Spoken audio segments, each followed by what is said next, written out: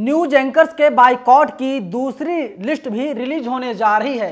आप लोग comment box में बताइएगा नाम कौन कौन से न्यूज एंकर इस बार बाइकॉट किए जाएंगे। नमस्कार, मेरा नाम है नवीन कुमार नंदन और आप देख रहे हैं नेशनल दस्तक। कुछ दिनों पहले जब पहली लिस्ट जारी की गई और इंडिया गठबंधन ने कहा कि फला फला न्यूज एंकरों के प्रोग्राम में इंडिया गठबंधन के नेता जो और प्रवक्ता हैं वे लोग नहीं जाएंगे। इसके बाद क्या हुआ, टीवी मीडिया के दंगाई पत्रकार बौखला गए, पागल हो गए। अमीश देवगन, अमन चोपड़ा, अदिति त्यागी, सुधीर चौधरी, इसके साथ ही तमाम लोग हैं। टोटल 14 लोगों की लिस्ट है और इंडिया गठबंधन ने साफ कर दिया कि ये लोग दंगाई हैं, ये लोग नफरती हैं, ये लोग नहीं चाहते हमारा देश तरक्की करे।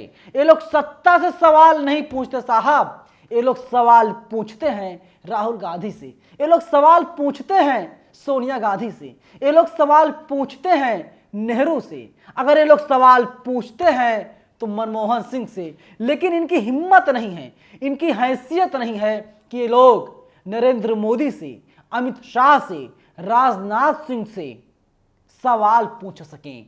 सवाल इसलिए नहीं पूछते हैं क्योंकि इन्हें डर लगता है, डर नौकरी जाने का डर लगता है।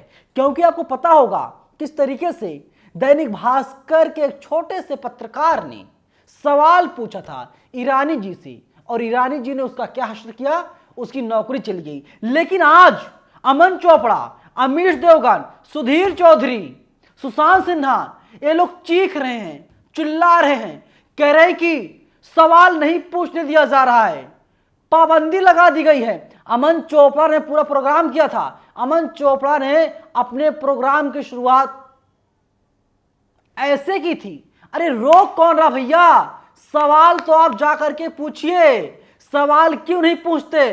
सुधीर चौधरी, दीपक चौरसिया, रूबिका लियाकत, इन लोगों को जब नरेंद्र मोदी से सवाल पूछने का मौका मिलता है तो जानते हैं क्या सवाल पूछते हैं, नरेंद्र मोदी जी आप थकते क्यों नहीं हैं, नरेंद्र मोदी जी आप टॉनिक कौन सी लेते हैं, नरेंद्र मोदी जी आप इतना काम कैसे कर लेते हैं। अब आप बताइए, आप लोग व्यूअर्स हैं, दर्शक हैं, तमाम लोग जो हमें देख रहे हैं, आईएएस, आईपीएस, आईजी, डीआईजी, ना जाने किस किस पदों पर आप लोग होंगे, कुछ लोग किसान मजदूर होंगे। लेकिन आप लोग बताइए सवाल किससे पूछा जाना चाहिए, नरेंद्र मोदी से सवाल पूछा जाना चाहिए या फिर सवाल राहुल गांधी से पूछा जाना चाहिए जो सांसद हैं, जो कांग्रेस के नेता हैं, सवाल अमित शाह से पूछा जाना चाहिए, सवाल योगी आदित्यनाथ से पूछा जाना चाहिए या फिर सवाल प्रियंका गांधी और सोनिया गांधी से पूछा जाना चाहिए। अपने आप में बहुत बड़ा सवाल है। मैं आपको टाइम्स ऑफ इंडिया की एक रिपोर्ट दिखा रहा हूं, आप रिपोर्ट पर गौर कीजिए।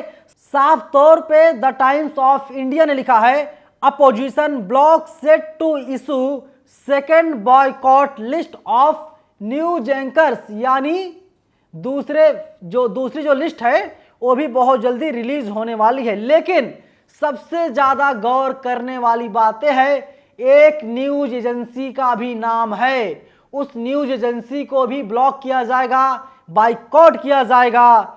टाइम्स ऑफ इंडिया लिखता है, the media committee of India bloc of opposition parties is likely to release another list of journalists, mostly news anchors, to be boycotted in the near future. A news agency is also likely to figure in the blacklist that is in the works, sources close to the media committee said. यानी एक news agency का नाम है, उसे भी block किया जाएगा और कोई भी इंडिया अलायंस का अधिकारी, प्रवक्ता, नेता न्यूज एजेंसी से बातचीत भी नहीं करेगा।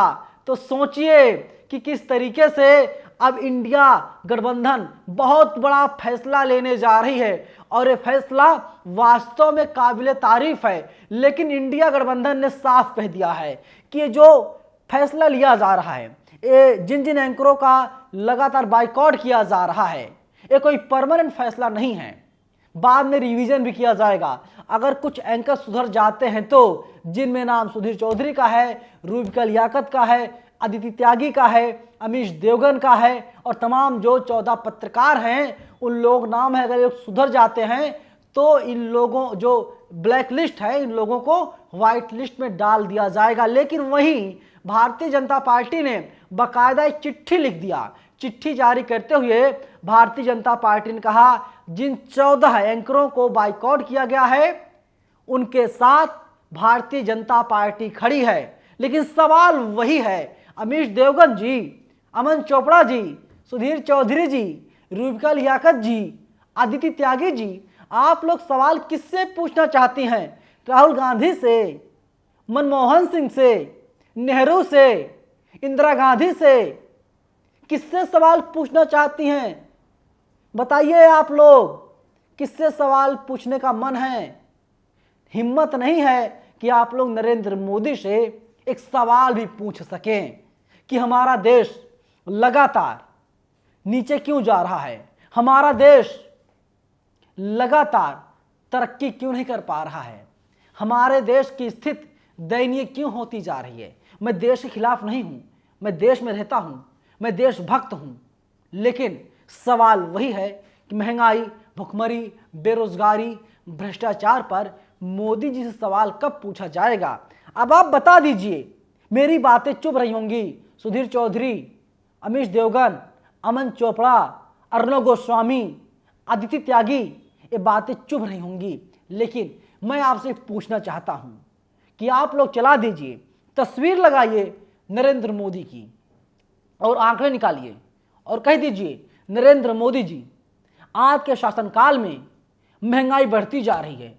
तस्वीर लगाइए मोदी जी की और कहिए कि नरेंद्र मोदी, आपके शासनकाल में बेरोजगारी बढ़ती जा रही है। तस्वीर लगाइए मोदी जी की अपनी स्क्रीन पर और कह दीजिए कि तमाम लोग जिंदगी से हाथ धो रहे हैं, उनकी मौतें हो रही हैं, क्योंकि हमारे देश में लगातार भुखमरी बढ़ती हुई दिखाई दे रही है। तस्वीर लगाइए नरेंद्र मोदी की और तमाम टीवी चैनल के पत्रकारों, अगर आप में मादा है, हिम्मत है, सवाल पूछिए नरेंद्र मोदी से कि नरेंद्र मोदी जी 2013-14 में आपने क्या कहा था? बहुत हुई महंगाई की मार, अब की बार मोदी सरकार। बहुत हुआ महिलाओं पर अत्याचार, अब की बार मोदी सरकार। किसी की मां ने दूध पिलाया है क्या? कोई नरेंद्र मोदी से इस सवाल पूछ सके? नरेंद्र मोदी जी, मणिपुर में डबल इंजन की सरकार है, वहां पर महिलाओं को नंगा करके परेड कराया गया, उनके प्राइवेट पार्ट में हाथ डाले गए। सवाल पूछ सकते हैं कोई? है किसी में हिम्मत? नहीं हिम्मत है। और आप कह रहे हैं कि हमारा देश जो है, हमारे देश की जो मीडिया है, लगातार उसको चुप कराने की कोशिश की जा रही है, मीडिया का गला घोंटा जा रहा है। अरे भैया, राहुल गांधी के पास ना तो ईडी है, ना सीबीआई है, ना आईटी है, ना कोई और जांच एजेंसी है, तो वे लोग आपका जो गला है कैसे घोंट रहे हैं? लेकिन जो वास्तव में गला घोंट रहा है आप लोग नहीं बोल पा रहे हैं। 180 देशों की लिस्ट जारी होती है और पता चलता है हम 161 नंबर पर हैं, यानी हम लोग नीचे से ऊपर हैं। मीडिया की आज़ादी लगातार खत्म होती जा रही है, मीडिया वाले बोल नहीं पा रहे हैं और नेशनल दस्तक जैसे तमाम संस्थान हैं जो लगातार सरकार से सवाल पूछ रहे हैं, उनके ऊपर चाबुक चलाया जा रहा है, डराने धमकाने की कोशिश की जाती है।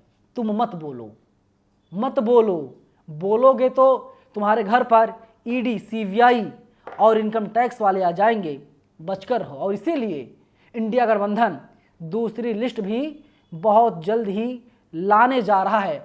आप लोग कमेंट बॉक्स में लगातार हमें बताते रहिए इसमें किन किन एंकरों का नाम है, क्योंकि आप जिस तरीके से लगातार तमाम लोग सवाल उठा रहे थे, कह रहे थे कि अंजना कश्यप का नाम होना चाहिए, श्वेता सिंह का नाम होना चाहिए, दीपक चौरसिया का नाम होना चाहिए, रजत शर्मा का नाम होना चाहिए और तमाम जो पत्रकार हैं सुरेश चौहाड़के का नाम होना चाहिए।